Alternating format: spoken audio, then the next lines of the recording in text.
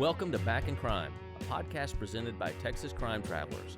I'm Stewart Fillmore, retired FBI agent. And I'm Todd Hiles, retired Secret Service agent. In this podcast, we cover cases we worked and some we wish we had. As lifelong street agents, we were where the rubber met the road. While the big guys were doing press conferences, we were interviewing the criminals. And because of that, we can take you inside these cases. And under the crime scene tape. This is Back in Crime. Today's show, Stuart, is going to be on Alcatraz. Alcatraz, I love it. So, some really cool stuff with Alcatraz. Yeah. So if you don't know what Alcatraz is, sit back and enjoy, because here we go. Alcatraz is a 22-acre island that sits in the San Francisco Bay. Mm-hmm. From the island to the shore, it's probably about a mile and a half. I think it's, not quite a mile and a half. I think it's actually right at a mile to Fisherman's Wharf. Right.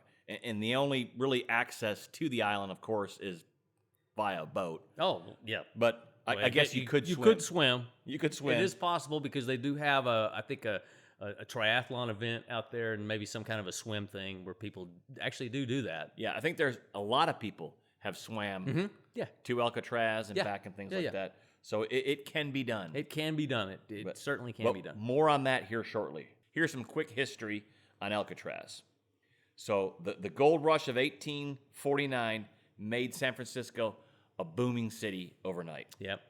And the San Francisco Bay, it's the largest bay on the West Coast. And in 1850, the U.S. Army built a fort there to protect. In case there would be some type of invasion. It kind of sits there maybe at the opening of San Francisco Bay. Yeah. And so the Army's there, and they kind of guard it in case there's some type of invasion that happens there. In December of 1859, so about 9 years after the Army had been there, they used a basement there, and they started putting prisoners and civilians who were convicted of treason. They started housing them there. Yeah. The Army felt that the cold water temperatures of the bay and the swift currents would make this an ideal location for a prison. Yes. Because people aren't going to escape from there. And there are sharks in those waters, too. Right. So over the next 30 years, the Army continues to use it as a prison. And more buildings are built, and actually cell houses are constructed on the island. Then comes the Depression of the 1930s. Yeah. And the Army can't afford this. Their budget's being cut. And so Alcatraz is transferred to the Department of Justice. Yes. At this time, the DOJ and now also too at this time, there's also kind of a crime wave going on with a lot of these gangsters, that bank robbers that kind of became notorious, and so all this is going on at that time. And the Department of Justice, this is a response to these gangsters that they want to build this high security prison. Yes, for the worst of the worst, right. For the worst offenders out there. Even the public had a fear of gangsters. And so this high profile prison was remote. It's on an island. Yes. And it's the idea that this was going to become a maximum security prison that no one can escape. No one can escape. It's escape proof. Right. Yep. In fact, Department of Justice, they even wanted one time up in Alaska. But this sort of, when the Army was getting rid of this, Alcatraz sort of fell right into their lap, and they were able to do it here. Okay, yeah. During these times, there's many notable gangsters that were having shootouts and that escaped from prison. I think we've talked about before how Dillinger escapes from jails, things like that. Yep. So this is Department of Justice. Let's build this on an island. Right, because they're not getting away. Right. So in 1934, the Army leaves Alcatraz, and the Federal Bureau of Prisons takes it over. Yep. In August of 1934, the first boatload of inmates shows up on the island. Yeah. Now let's just play what if here for a second. Okay. So we know in July of 1934, John Dillinger is shot by the FBI in Chicago. In Chicago. Now, had they taken him alive, do you think the director of the FBI, J. Edgar Hoover, at the time, John Dillinger is public enemy number one. Public enemy number one, yeah. Do you think Dillinger would have been inmate number one at Alcatraz? I don't think there's any doubt about it. He definitely, had they taken Dillinger alive, he would have been inmate number one. They would have made a point of that. That said, though, Dillinger was wanted for murder in Indiana, and he would have had to face state trial for that, and I think they probably would have got the death penalty for that had he been convicted, rather than because the federal crime that he would have been charged with was just taking a stolen car across state lines. Right. At that time, bank robbery wasn't a federal crime. So let's drop we're doing what if. And, if you just forget that murder charge that he had, there's no doubt whatsoever he would have been an Alcatraz prisoner. Yes. The director, Hoover himself, would have been on the boat. Probably. Although, over there. There's some interesting stuff about that some people thought that J. Edgar Hoover is portrayed as this big crime fighter, and he had never made any arrest himself. And so later on, he does technically make an arrest in New Orleans, right? In New Orleans, yep. Of Alvin Karpis, and once Karpis is pretty much already in custody, Hoover comes in and officially arrests him. Get his photograph taken. Yes, but no doubt Hoover would have somehow made this a public relations extravaganza if Dillinger had been taken alive. Right, and we'll get more into the PR thing here in a second. But so the first month that it opens, there's over 100 inmates that they're going to be transferred to Alcatraz. Okay. And again, this is a powerful symbol for Department of Justice and their war on gangsters. Yes. Yeah. And I said PR again. We know the very well-known gangster at the time, Al Capone, he gets transferred to Alcatraz. Yes. At this time, he's actually in an Atlanta federal prison. Mm-hmm. There's rumor at the time that while he's in prison down there, he's getting home-cooked meals. He wears tailored three-piece suits. Yes, has all the comforts. Yeah. He actually gets extra time every day on the tennis courts, things like that.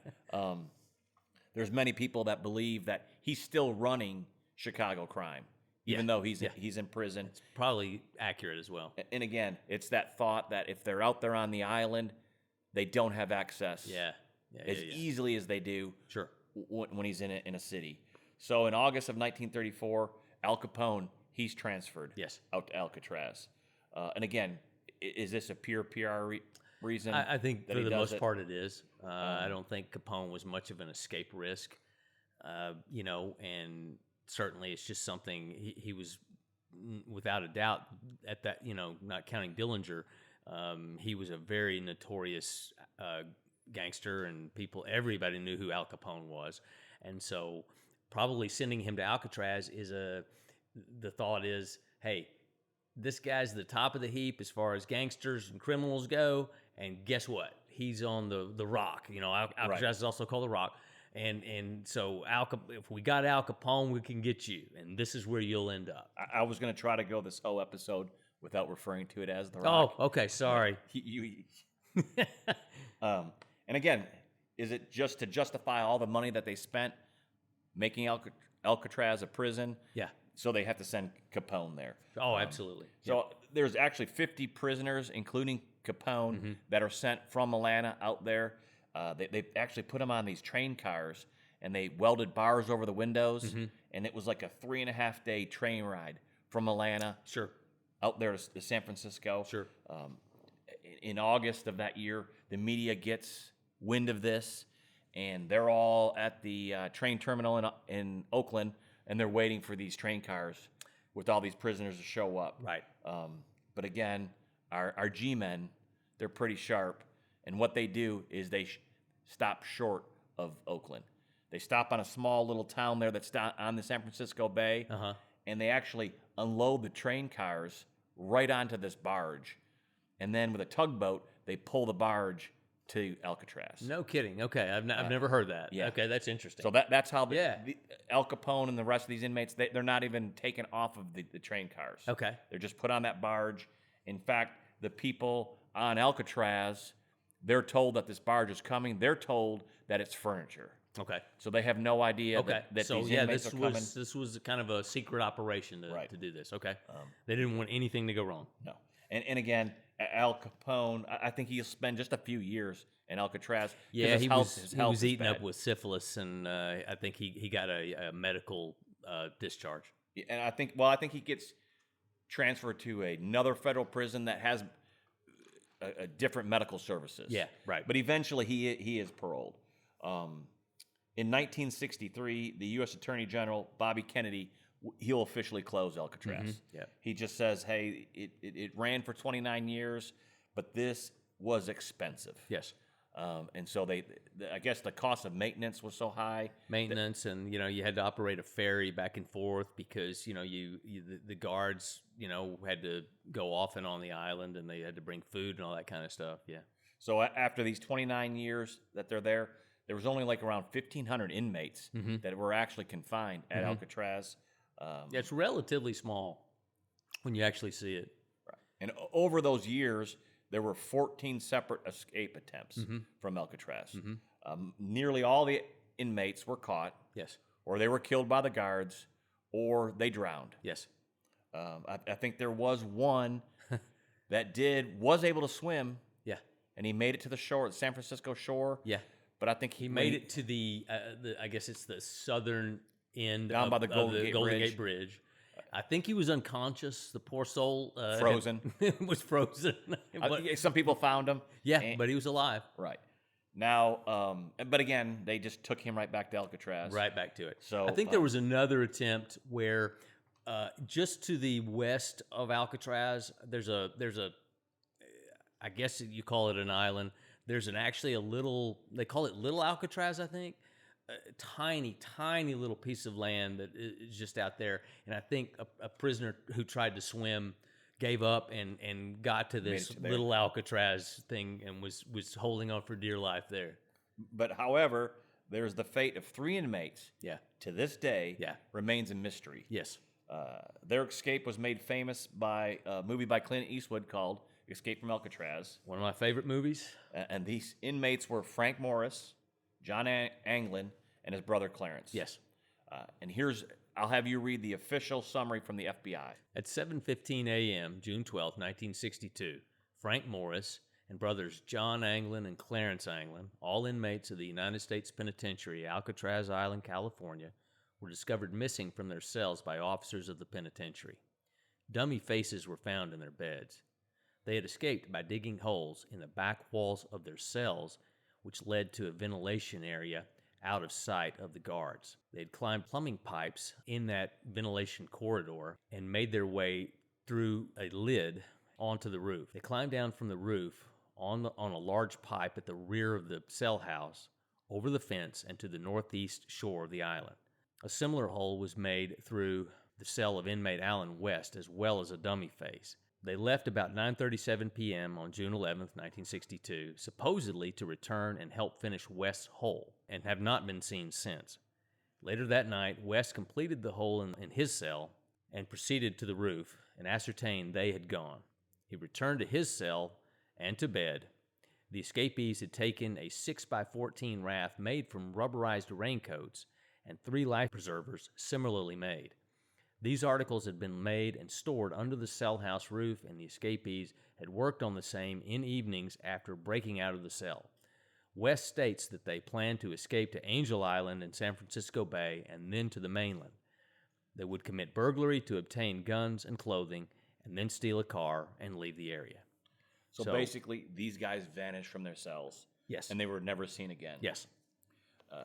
I know several weeks later, a body's discovered out there.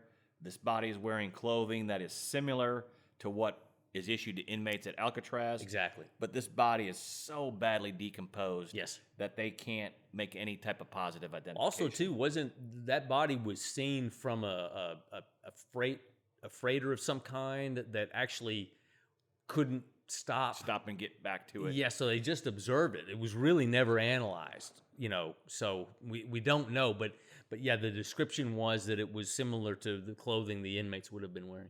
And what even is kind of weird is the same night that they escape, a man stops his car on the Golden Gate Bridge, and so there's numerous witnesses watching this, and he jumps into the water and commits suicide. There's an immediate response of the Coast Guard. However, this person's body was never found. Never found, yeah. And his clothing that he was wearing that night did not match that body that was... So they knew that the floating body was not him. Not him, yeah.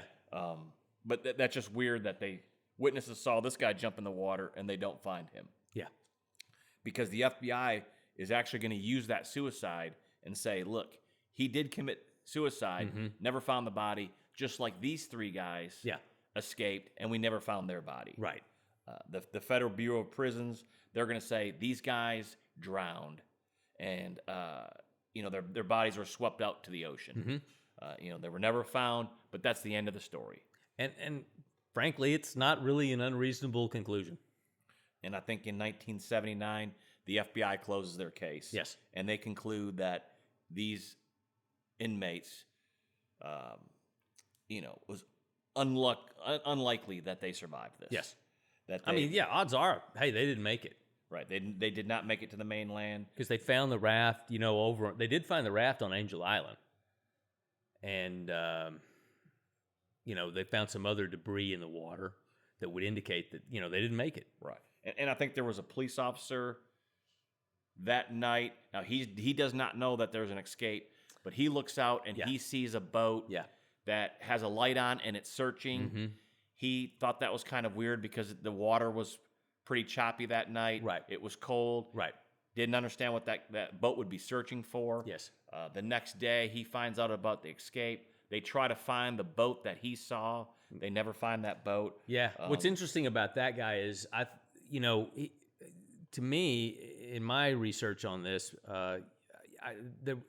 that police officer had, he's off duty. He had no reason to lie about this or whatever, but he was effectively treated like a suspect, and they just kind of almost tried to poo-poo what he said and didn't take him seriously. Right. And again, he was unaware of this escape. That's just something that he saw that night. Exactly. Yeah. Out there. And he reported it, at the time, contemporaneously. So in my review of it, his information should have been taken very seriously. Because this boat could have picked up the 3 inmates. Absolutely. Yep.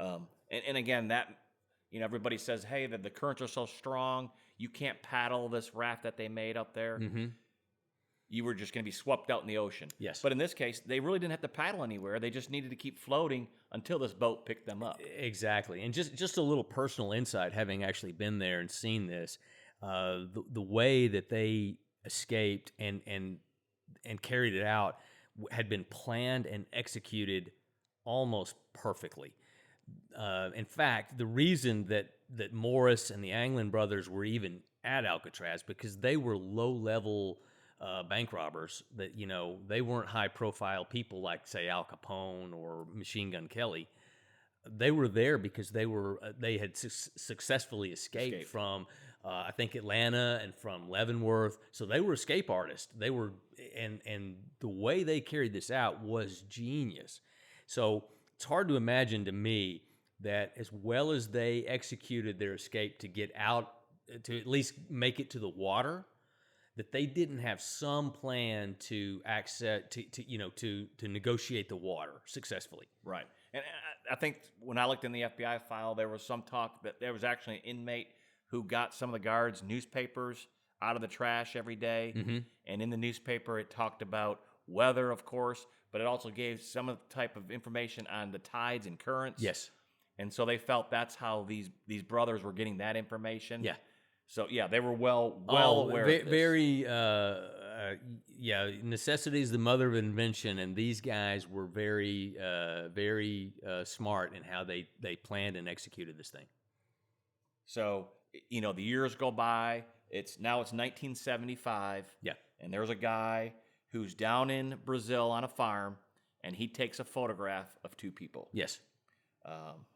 And this is like 13 years after the escape. Yeah. But he takes this photograph in 1975, and then finally, in 1992, he gives the photograph to the family of the Anglin brothers. Yes. And says, do you know these 2 people? Yeah.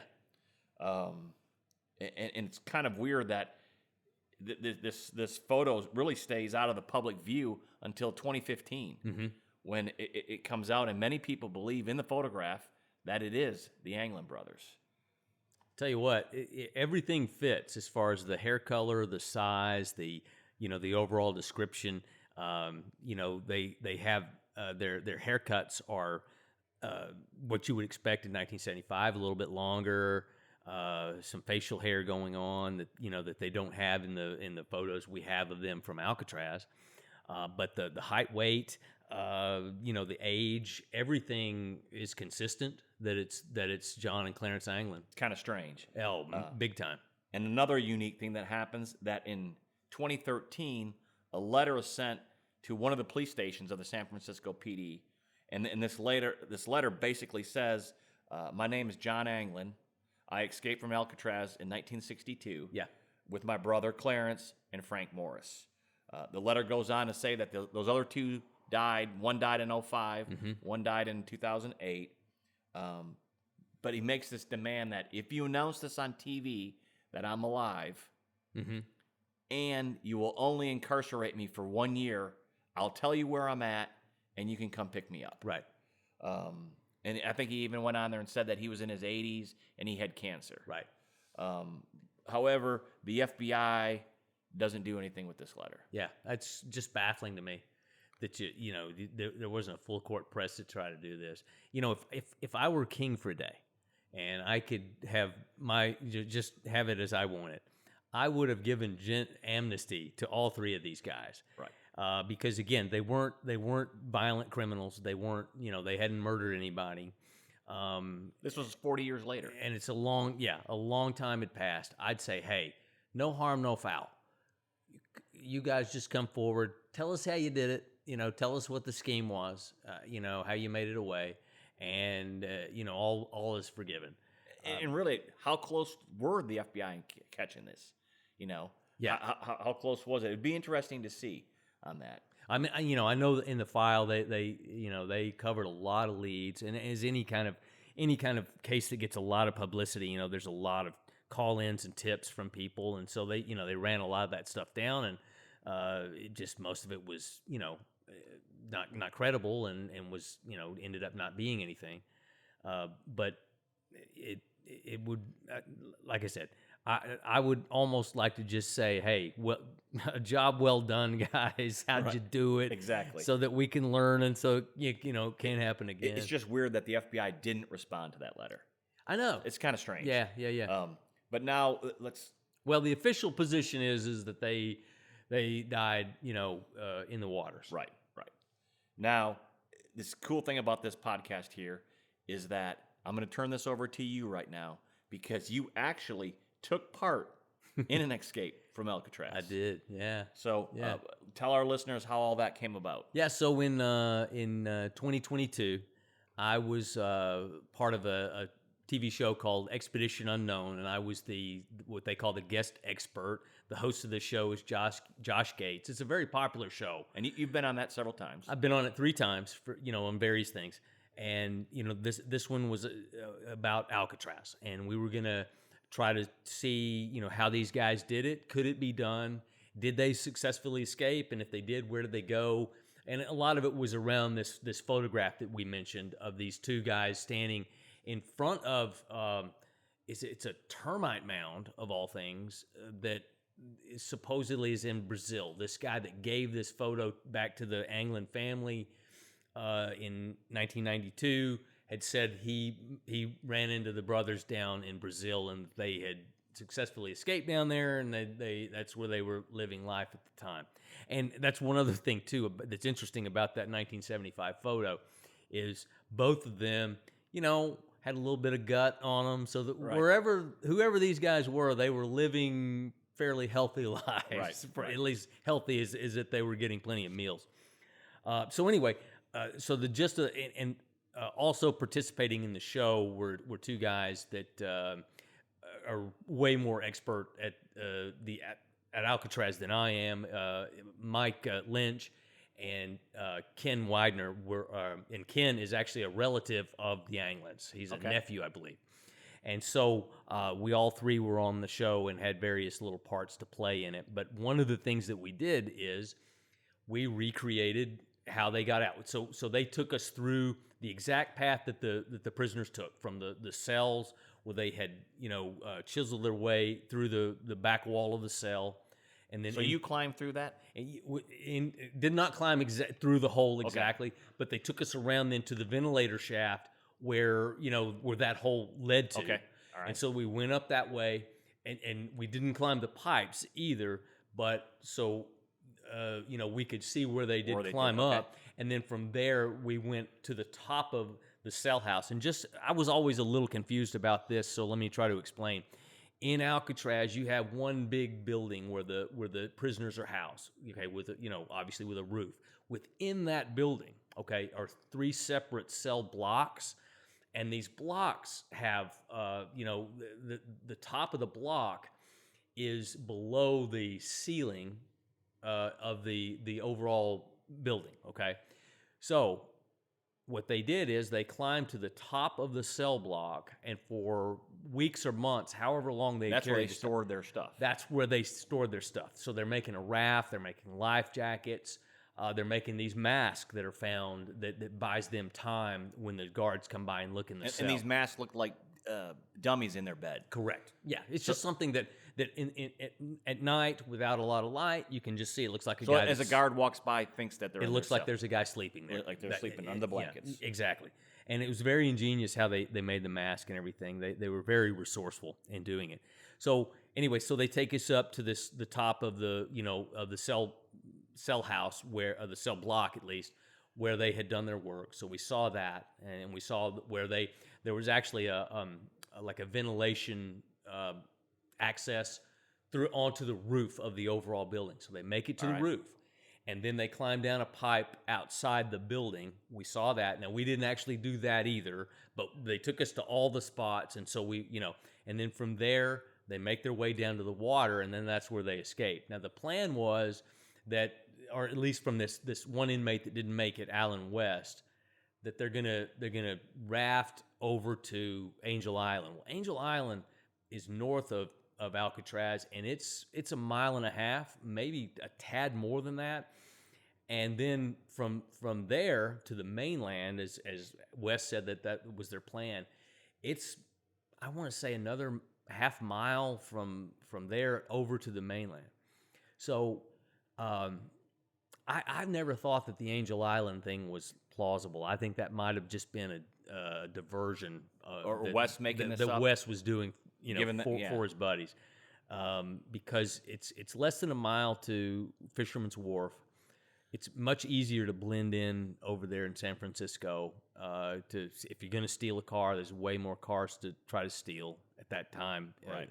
And so I thought the plan was for that. So another theory about how they did this was, because we actually went to a place where where folks test the tides and the currents in the San Francisco Bay, which are quite strong, and easily, if you try to swim that at the wrong time when the tide is going in or out, it'll take you straight Miles out. Down, right? Exactly, and you can't fight it. I mean, you can't, as a swimmer, you can't fight it, even an expert swimmer. So when they do these triathlons and swim events, they're doing it at what's called slack tide, which is when the tide comes in, and before it starts going back out, the water's relatively calm, at least from a tide or current standpoint. And so it would have been done during slack tide. Now, the inmates, did they know when slack tide would be? Did they have that much information? I doubt it. I really do. So I think maybe the boat itself might have been a diversion of some kind, or the life jackets, because there's a theory that they actually towed behind a ferry, a boat that left, brought food supplies, the guards, Alcatraz, back and forth between San Francisco and Alcatraz. And so the theory is the last ferry that left that night around 11 o'clock, that they actually towed behind, they tied their little homemade raft and tied it onto the ferry, and then just towed behind them. There was a length of electrical cord that was missing and was never found. And so we tested that theory on Expedition Unknown to see, is that even plausible? So you got into that little raft? We didn't go full reality on it. We didn't use a homemade raft. We used a real raft, but we underinflated it, thinking that the inmate raft wouldn't have been real seaworthy, and so we're in an underinflated raft, and we're towing behind a fishing boat that would roughly be about the size of the ferry, we think. Was the water cold? The water was cold. Now, we were wearing wetsuits, right? Okay. And that day it was super windy. There were like, I don't know, 30-mile-an-hour winds. We had 10 to 12-foot waves. The water was just unbelievably turbulent. And because of that wind, we had been filming in various parts around Alcatraz all day, and it was somewhat cold. And so when I actually got in the water, believe it or not, it was warmer in the water than it seemed like it was above. So actually getting in the water was somewhat of a relief. So this boat starts towing us out from Alcatraz, going towards San Francisco, towards Fisherman's Wharf. And I had a blast doing it, for the show, where obviously we were trying to recreate, inmates escaping. So for them, this wouldn't have been fun. This is something, for survival. I had a blast, but I'm not an actor, but I was having to act a little bit that, hey, I'm not having fun here. So we get within probably 100, 150 yards of the San Francisco side. And the rope that we had tied to our raft, actually the connection where it connects with the raft broke. So, at that point, it would have been entirely possible to swim. Just swim. Yeah, you could have done it at that point. Even if it was dark out. Even if it was dark, yeah, because you would have had the lights of San Francisco. You'd been way closer than you would have trying to swim it all the way from Alcatraz, and so, yeah, we got back on the boat. It was, like I said, it was a blast. I'm so lucky that I got to do that. It was so fun. That is a cool opportunity. Now, when you're on the island, a lot of people say, again, it's known, the Rock, it's known for the high security prison, but it's also known for a lot of paranormal activity. Yeah. Did you ever get a feeling that it was haunted while you were there? I think for whatever reason, I'm paranormal immune. I've been in several places that are supposedly haunted, and I've just never really had a paranormal experience. So like you didn't that. see a ghost? I'd love to. I really would. So but I think for whatever reason, I'm immune to it. I don't know. Al Capone, of course, was there. And he played in a band there. They said he played the banjo. No kidding. So I didn't know that. Okay. A lot of visitors on the island that take the tour because it's the national park out there now. You can take a tour. A lot of people come back from there and say that they could hear a faint sound of a banjo playing. So I wouldn't be surprised. You didn't hear a banjo playing? Did not hear a banjo playing. It is a bleak place. It really is. And again, just actually seeing physically the layout, and the layout hasn't changed. You can still see the holes in those cells where they chiseled their way out. It is bleak, but seeing the layout and actually how it is and how close where the guards would have been to all this, it's an exceptional execution of an escape plan. It really was. Now, whether they made it or not, which I think they did, okay, if they drowned or whatever, the fact that how they got to the water was ingenious. It really was. And was Alcatraz then closed down shortly after there? Shortly after that, yeah. Okay. Yep. And now some of the family members? Yes. Like I said, I was lucky to meet Ken and Mike. Ken is the relative of the Anglins brothers. Yeah.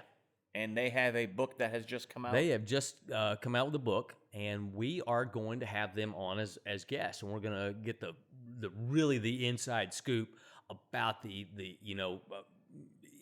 even better detail than we're giving today.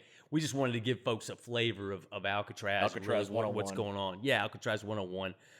Ken and Mike can give us a lot more detail and great stuff, and they can go into the search for the Anglins down in Brazil. The story behind this picture. The whole story. Oh, yeah. They've got... So there's a lot more to it than that. A lot more to it. And it's really compelling. It's really super interesting. So for our listeners, that's going to be exciting when we get that chance to talk to those two. Yeah, and that'll be coming up. We're going to kind of maybe try to do this as a two-part situation, and it's something new for us. It'll be our first guest. We're looking forward to doing that. it's they've got some really cool information. And if I heard you correctly, you think that they did get off the island. I do, because I don't want to spoil it in case anyone wants to watch the Expedition Unknown episode. With streaming now, you can watch these things on demand anytime. I think that episode was called "Escaping the Rock," but at the end of it, there's some pretty compelling data that we show that would make you think, yeah, they made it. That sounds awesome. Now, I remember this time when you were out there, because you had sent back photographs. You had texted me some photographs of being on the raft. Yeah. And then, and I don't know why you got this opportunity, but we got to talk about this for 1 second. Okay. Did you not ride in a green Mustang on the streets of San Francisco, like a recreation of? Yeah. So earlier we had you mentioned the movie Escape from Alcatraz, one of my favorites. Another one of my favorite movies is a 1968 movie called Bullitt, and it's Bullitt, and it starred Steve McQueen. And for our listeners that don't know who Steve McQueen was, coolest dude ever. He was the epitome of cool at that time in the late 60s, early 70s. And he played a detective, a San Francisco detective named Frank Bullitt. And he drove this green 1967 Mustang Fastback. And there's one of the coolest car chase scenes in this movie that you'll ever see. And it's done through those steep hills in San Francisco. And so I didn't actually get to drive it. I got to ride in it with Josh, and we filmed some cool stuff in that same kind of Mustang. Yeah. And I think there's a funny little line in it where Josh, and to the owner of the car that we rented it from, it was his baby, man. He, right. He's renting it to us, and he was watching us like a hawk to make sure we're not mistreating the car. The car was not mistreated in any way possible. Through the magic of editing, it made it look like Josh was really stepping on it and, trying to recreate Steve McQueen's chase scene. And so, one of the lines I said to Josh is, hey, Josh, I know you're trying to be like Steve McQueen here, but in the movie, he wrecks the car. So, man, I had a blast getting to do that, and it was just really it was just a really fun experience.